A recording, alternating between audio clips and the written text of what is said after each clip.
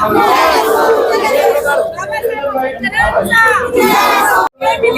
चलेगा, नहीं चलेगा, दबाव में आया निर्णय नहीं चलेगा, नहीं। नमस्कार, महाराष्ट्रातील विविध क्षेत्रातील बातम्या झटपट आपल्या मोबाईलवर पाहण्यासाठी लगेचच सबस्क्राइब करा राष्ट्रशक्ती लाईव्ह न्यूज आणि सोबत बेल आयकॉन प्रेस करायला विसरू नका। मी ॲडव्होकेट भावना जेठे। आज मी समता सैनिक दलाची सैनिक आहे। व्यवसायाने मी ॲडव्होकेट पण आहे। तुम्ही बघतच आहात की आज आपले जे काही सर्वसामान्य जनता आहे ती ह्या सरकारपासून किती पीडित आहे। प्रत्येक वेळेस काहीतरी एक नवीन अन्याय आमच्यावर होतो आहे। आता नवीन एक आमचा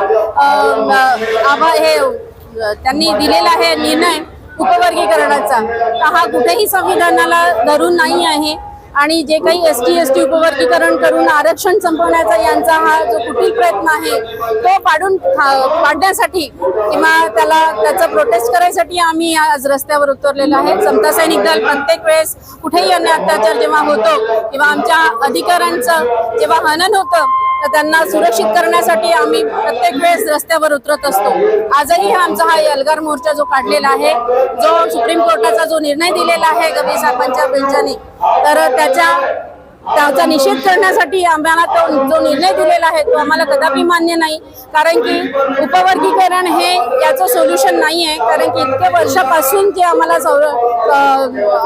आरक्षण जे दिलेलं होतं संविधानाने, त्या आरक्षणाची अजूनही गरज आहे आणि आम्हाला ST बांधवांमध्ये मतभेद पसरून किंवा त्यांना तोडण्याचा जो हा सरकारचा प्रयत्न आहे आणि अशा माध्यमातून ते हे संविधान संपवण्याचा जो काही त्यांचा कूटनीती आहे त्यांची, तर याला आमचा विरोध आहे। आम्हाला हा जो काही निर्णय दिलेला आहे तो कदापि मान्य नाही आणि तो रद्द करण्यात यावा। क्रिमिलेअर लावण्यात जे आलेलं आहे ते कुठेही संविधानाला धरून नाही आहे आणि ते संविधानाच्या विरुद्ध आहे।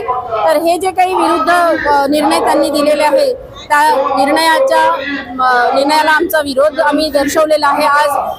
तर आम्ही आज सुरुवात केलेली आहे, पण जोपर्यंत हा निर्णय मागे घेतला जाणार नाही तोपर्यंत आम्ही आमचे आंदोलन सतत सुरू ठेवू।